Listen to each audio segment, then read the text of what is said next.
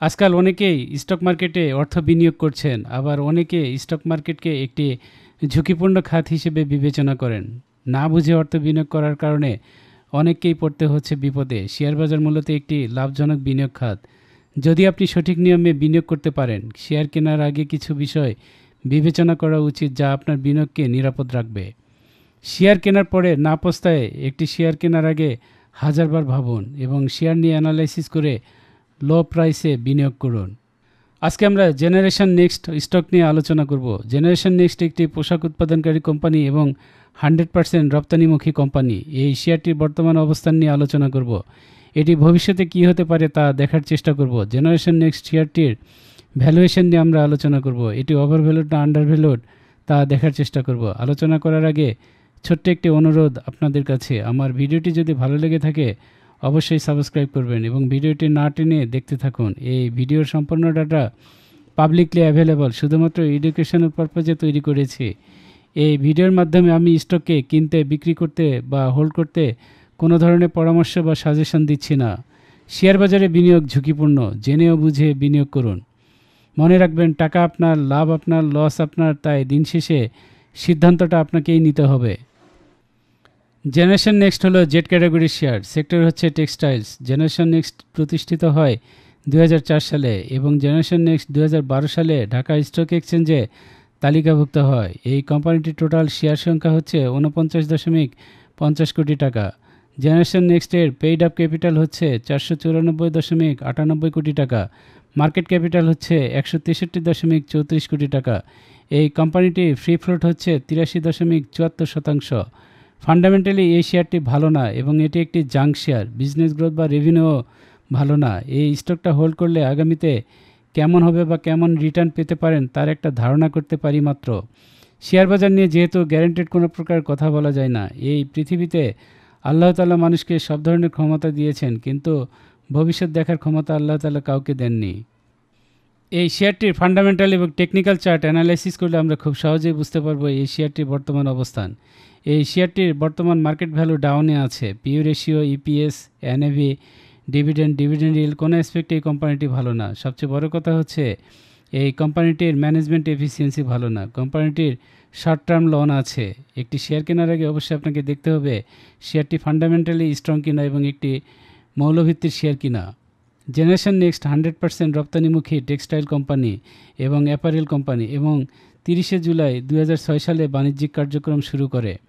কোম্পানিটি composite NEET fabric এবং বিভিন্ন ধরনের রেডিমেড গার্মেন্ট তৈরি করে এবং বাংলাদেশি সম্পূর্ণ ভার্টিক্যাল নিট ফেব্রিক এবং পোশাক উৎপাদনকারী প্রতিষ্ঠান হিসেবে কাজ করে। কিডস ফ্যাশন, ওমেন্স ওয়্যার এবং মেন্স ওয়্যার।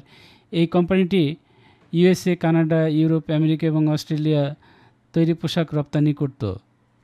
অক্টোবর 2024-এ 1 মাসের বেতন ভাতা বকেয়া রেখে 2 মাস আগে কর্তৃপক্ষ কারখানা বন্ধ ঘোষণা করে।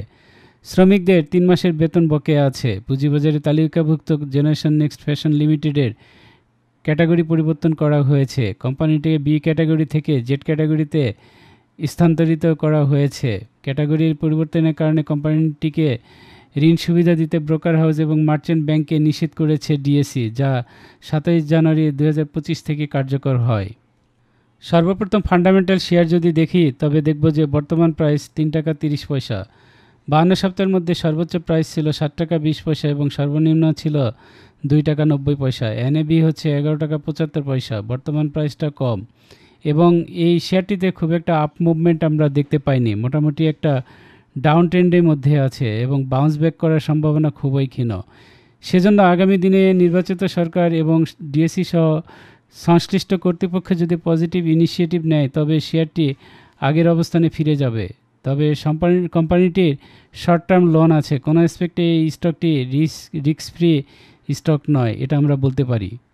সিকিউরিটিজ কেনার জন্য ঋণ সুবিধা প্রদানের উপর নিষেধাজ্ঞা।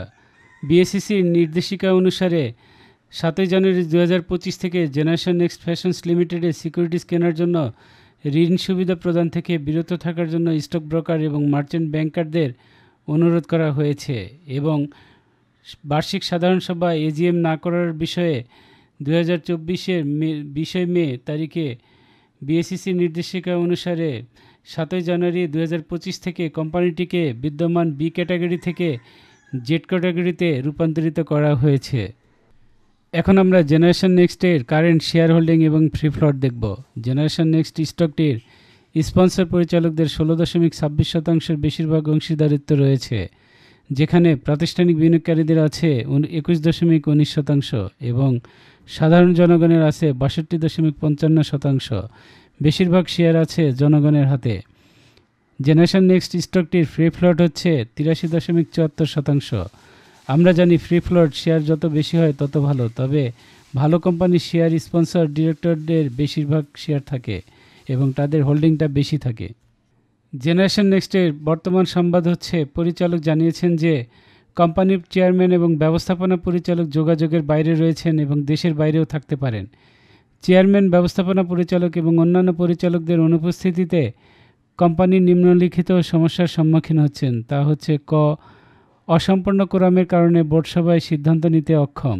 খ হচ্ছে, স্বাক্ষরকারী কর্তৃপক্ষের অনুপস্থিতির কারণে ব্যাংকিং লেনদেন পরিচালনা করতে অক্ষম। এক বছর একটি কোম্পানি তার মুনাফার বা ইপিএসের যে অংশ শেয়ার হোল্ডারদের মধ্যে বিতরণ করে তাকে লভ্যাংশ বা ডিভিডেন্ড বলে। কখনো কখনো রিজার্ভ থেকেও লভ্যাংশ বিতরণ করা হয়। সর্বশেষ 2023 হিসাব বছরে বিনিয়োগকারীদের 1% ক্যাশ ডিভিডেন্ড দিয়েছিল জেনারেশন নেক্সট। 2022 সালে কোম্পানিটি শেয়ার হোল্ডারদের মধ্যে 1% ক্যাশ ডিভিডেন্ড দেয়।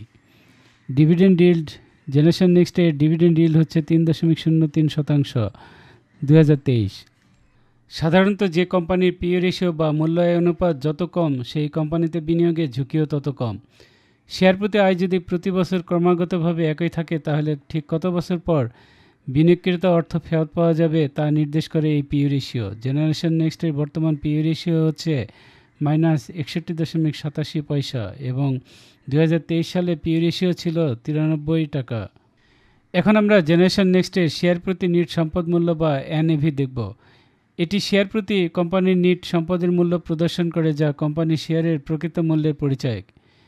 একটি কোম্পানির শেয়ার প্রতি কত টাকা সম্পদ আছে তা জানতে পারবেন এই এনএভি দেখে। জেনারেশন নেক্সটের বর্তমান এনএভি হচ্ছে 11.75 টাকা এবং বর্তমান প্রাইস 3.30 টাকা। 2022 সালে জেনারেশন নেক্সটের এনএভি ছিল 11.91 টাকা। এখন আমরা জেনারেশন নেক্সটের ইপিএস দেখব। যে কোনো নির্ধারিত সময়ে একটি কোম্পানির শেয়ার প্রতি কেমন লাভ বা লস করছে তার হিসেব এটি। আপনার বিনিয়োগ কতটা সুরক্ষিত বা ঝুঁকিপূর্ণ সেটা সম্পর্কে স্পষ্ট ধারণা দিবে এই ইপিএস। প্রত্যেক কোম্পানি বছরে 4টি কোয়ার্টারে ইপিএস দিয়ে থাকে। সর্বশেষ 2024 হিসাব বছরে বিনিয়োগকারীদের কোম্পানিটির শেয়ার প্রতি আয় বা ইপিএস হয়েছিল -0.05 টাকা। 2023 হিসাব বছরে একই সময়ে ছিল 0.07 টাকা।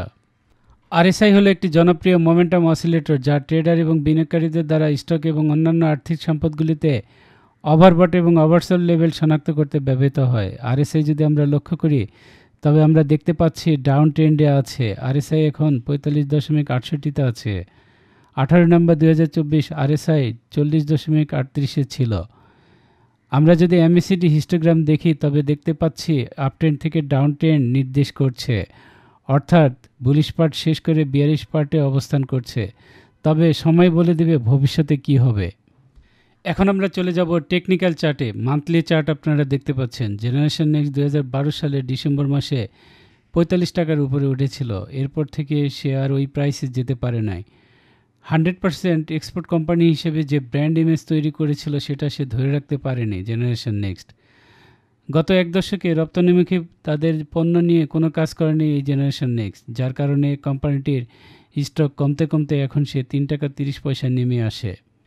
টেকনিক্যাল চার্টে এখন আপনারা ডে চার্ট দেখতে পাচ্ছেন। 2024-এর আগস্ট হতে 2025-এর ফেব্রুয়ারি পর্যন্ত 2.90 টাকা হতে 7.30 টাকা পর্যন্ত উঠেছিল। 2024-এ আগস্ট মাসে একবার 60 টাকার উপরে উঠেছিল, কিন্তু সেই ট্রেন্ডটা সে ধরে রাখতে পারে না। এর বর্তমানে যে জোনটা আছে, সাপোর্ট জোন, সেটা হচ্ছে 3.10 টাকা থেকে 3.70 টাকা লেভেলে। অন্যদিকে ওর যে বর্তমানে যে রেজিস্ট্যান্স আছে, তা হচ্ছে প্রথমটা হচ্ছে 2.90 টাকা এবং পরেরটা হচ্ছে 3 টাকা।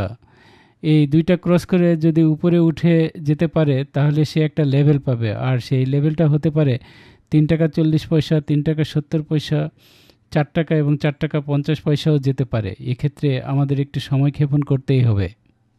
এই শেয়ারটির বর্তমান মার্কেট ভ্যালু ডাউনে আছে। PE ratio, EPS, NAV, dividend yield কোনো অ্যাসপেক্টে এই কোম্পানিটি ভালো নয়। সবচেয়ে বড় কথা হচ্ছে কোম্পানিটির ম্যানেজমেন্ট এফিসিয়েন্সি ভালো না, এটা বলা চলে। কোম্পানিটিকে বি ক্যাটাগরি থেকে জেড ক্যাটাগরিতে রূপান্তরিত করা হয়েছে। ক্যাটাগরি পরিবর্তনের কারণে এই কোম্পানিটিকে ঋণ সুবিধা দিতে ব্রোকার হাউস এবং মার্চেন্ট ব্যাংককে নিষেধ করেছে ডিএসই। একটি শেয়ার কেনার আগে অবশ্যই আপনাকে দেখতে হবে শেয়ারটি ফান্ডামেন্টালি স্ট্রং কিনা এবং এটি মৌলভিত্তির শেয়ার কিনা।